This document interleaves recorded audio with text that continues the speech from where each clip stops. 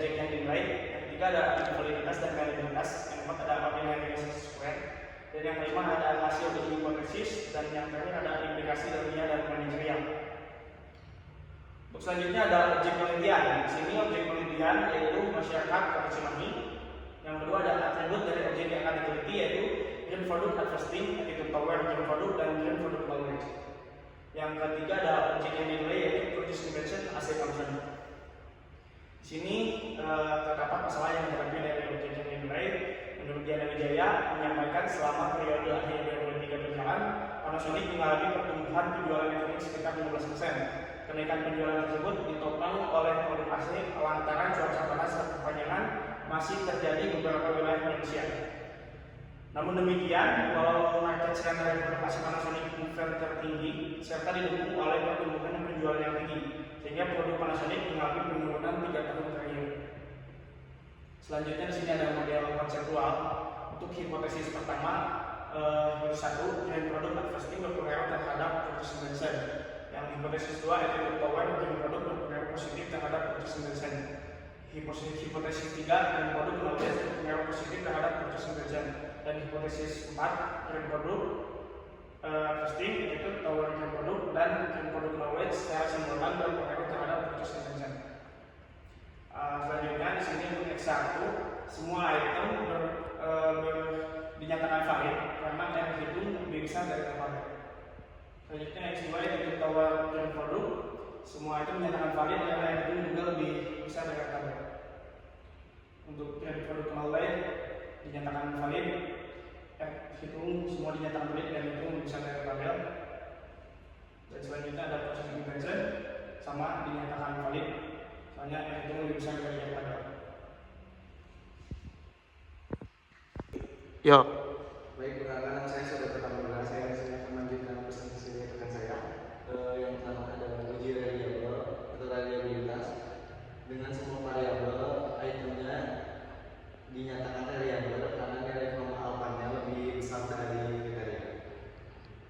Selanjutnya ordinary square.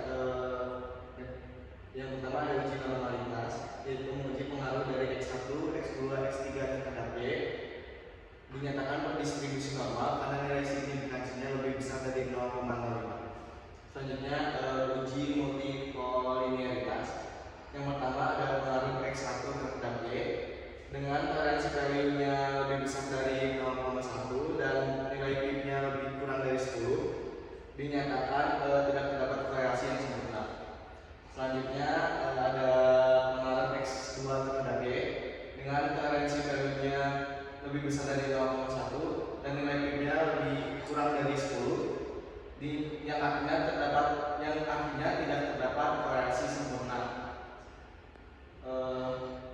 Selanjutnya variabel yang terakhir yaitu pengaruh X3 terhadap Y dengan toleransi value-nya lebih besar dari 0,1 dan nilai P-nya kurang dari 10, yang artinya tidak terdapat korelasi yang sempurna. Selanjutnya yang terakhir ada uji heteroskedastisitas, yaitu pengaruh produk packaging atau X1 terhadap Y dengan nilai signifikannya lebih besar dari 0,05, yang artinya tidak terdapat varian dan residual pada model regresi.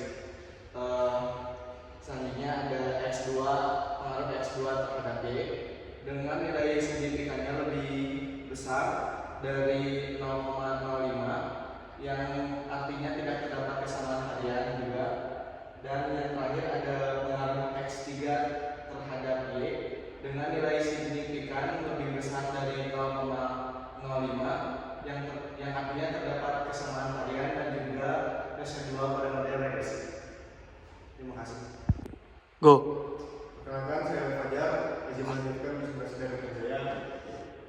Selanjutnya ada hasil tesis dengan nilai X2 sebesar 0,59 dinyatakan bahwa X1, X2, X3 mampu menjelaskan variabel proses dasar atau variabelnya sebesar 59% dan sisanya dipengaruhi variabel lain. Selanjutnya ada uji F dengan nilai F itu lebih besar dari variabel, dinyatakan bahwa X1, X2, X3 berpengaruh secara simultan terhadap Y. Selanjutnya ada uji B. Nilai B itu pada X1 terhadap Y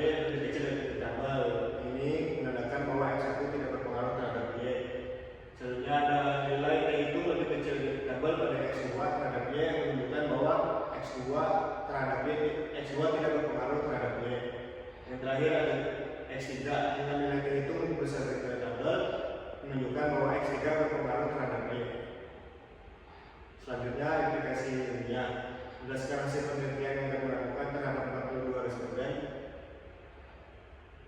menunjukkan bahwa X1 dan X2 tidak berpengaruh terhadap Y, sehingga diharapkan untuk penelitian selanjutnya untuk menambah jumlah responden dan menemukan variabel-variabel lain yang mungkin berpengaruh positif terhadap variabel Y atau proses efisien.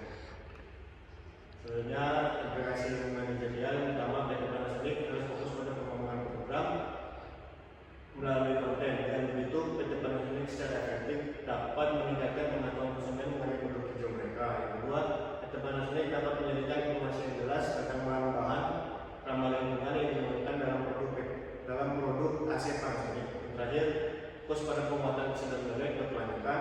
PT Panasonic dapat meningkatkan kesadaran konsumen tentang PT Panasonic sebagai pemimpin dalam produk ramah lingkungan. Mungkin hanya itulah yang dapat kami sampaikan. Mohon maaf bila banyak kesalahan. Wassalamualaikum warahmatullahi wabarakatuh.